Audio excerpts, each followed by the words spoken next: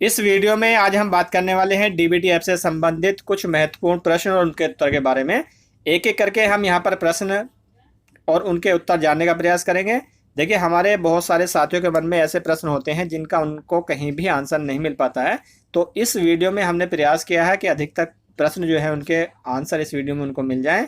Video में आगे बढ़ने से पहले प्लीज़ एक छोटी सी रिक्वेस्ट है कि अगर आपने अभी तक चैनल को सब्सक्राइब नहीं किया है तो प्लीज़ चैनल को सब्सक्राइब कर लीजिए और साथ ही साथ बेल आइकन को भी प्रेस कर लीजिए, जिससे कि इसी प्रकार की वीडियोस के नोटिफिकेशन आपको आसानी से मिलते रहें।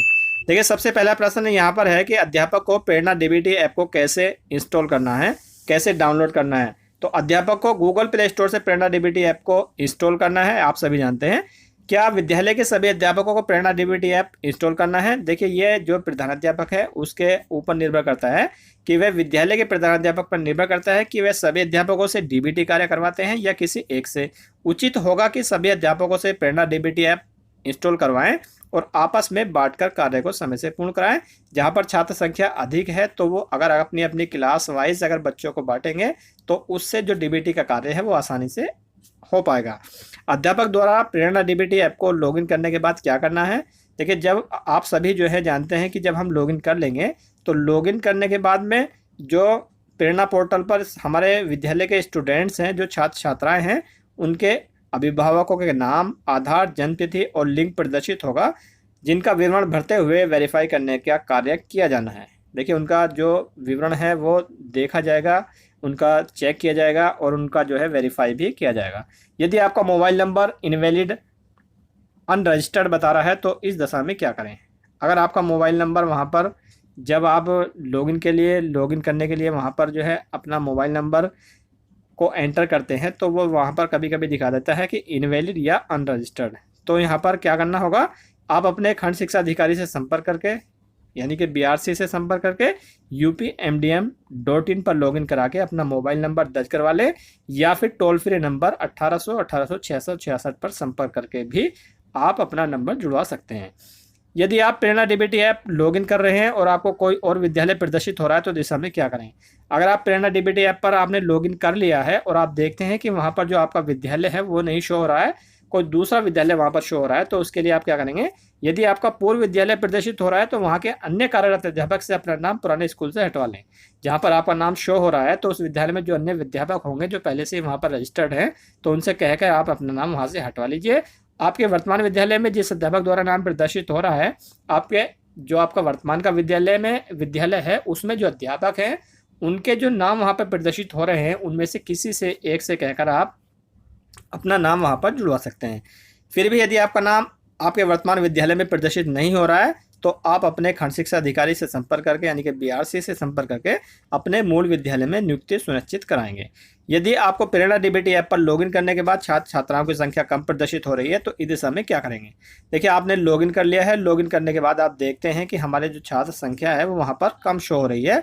आप प्रेरणा पोर्टल पर या फिर प्रेरणा शिक्षक ऐप पर जाकर टीचर लॉगिन से छात्र छात्राओं का पंजीकरण करेंगे, यानी कि पहले रजिस्ट्रेशन करेंगे और रजिस्ट्रेशन करने के बाद अगले दिन जो है वो संख्या आपकी पोर्टल पर शो हो जाएगी, जो आपका ऐप है उस पर शो हो जाएगी।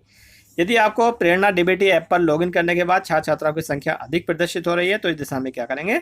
अगर आप देखते हैं कि जो हम लॉगिन कर लेते हैं, लॉगिन करने के बाद जब हम स्टूडेंट्स की वहाँ पर संख्या देखते हैं, अगर वो आपको ज़्यादा दिखाई देती है तो आपको क्या करना है कि अगर प्रेरणा पोर्टल पर जाकर छात्र संख्या को ड्रॉप आउट मार्क करें, वहाँ पर आपको ड्रॉप आउट का ऑप्शन मिलेगा तो आप वहाँ से ड्रॉप आउट को सेलेक्ट करके उन बच्चों को ड्रॉप आउट में काउंट करेंगे, यानी कि ड्रॉप आउट की श्रेणी में रख देंगे। ड्रॉप आउट मार्क करने की कार्यवाही के अगले दिन ऐसे छात्र छात्राएं ऐप पर प्रदर्शित नहीं होंगे।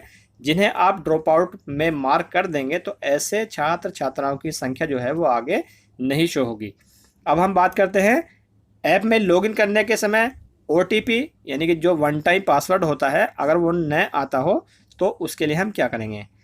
उपरोक्त स्थिति में अपने मोबाइल को नेटवर्क एरिया में रखें। देखिए, यहाँ पर 3 चीज़ें बताई गई हैं। सबसे पहला है कि जो नेटवर्क एरिया है उसमें रखें और मोबाइल के SMS के लिए स्पेस खाली रखें। मोबाइल में अगर आपके SMS के लिए स्पेस खाली नहीं है तो उसके लिए हमें खाली रखना है और मोबाइल में इनकमिंग सेवा चालू रखनी है और आपका जो रजिस्टर्ड मोबाइल नंबर है उस पर इनकमिंग फैसिलिटी होनी चाहिए, यानी कि उस पर कॉल आ जानी चाहिए। तो इतना हमारा जो है उसमें बैलेंस होना चाहिए।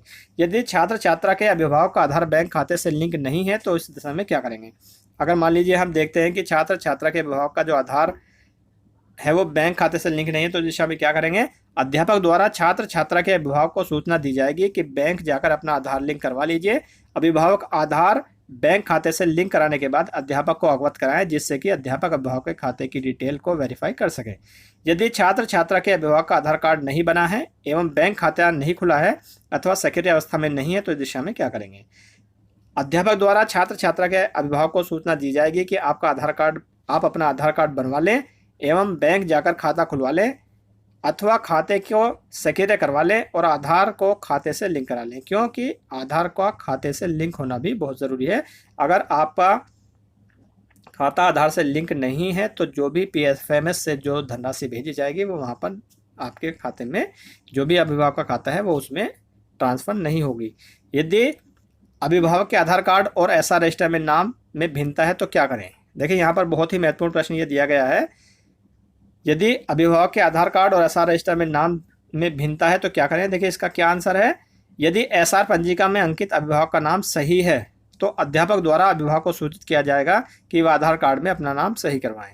यदि आधार कार्ड में अंकित नाम सही है तो SR पंजिका का नाम पर्याय साक्ष्य लेते हुए परिवर्तित किया जाए व इसका विवरण एक पृथक से बनाई गई पंजिका में अंकित किया जाएगा। देखिए बहुत ही महत्वपूर्ण यहाँ पर जो है एक दिशा निर्देश आपको मिल जाएगा कि अगर SR में नाम जो है वो गलत है और आधार कार्ड में सही है तो SR पंजिका का नाम पर्याप्त साक्ष्य लेते हुए परिवर्तित किया जाएगा व उसका विवरण एक पृथक से बनाई गई पंजिका में अंकित किया जाएगा। तो यहाँ पर ये गाइडलाइन दी गई है, तो इसी के अनुसार हमें कार्य करना है।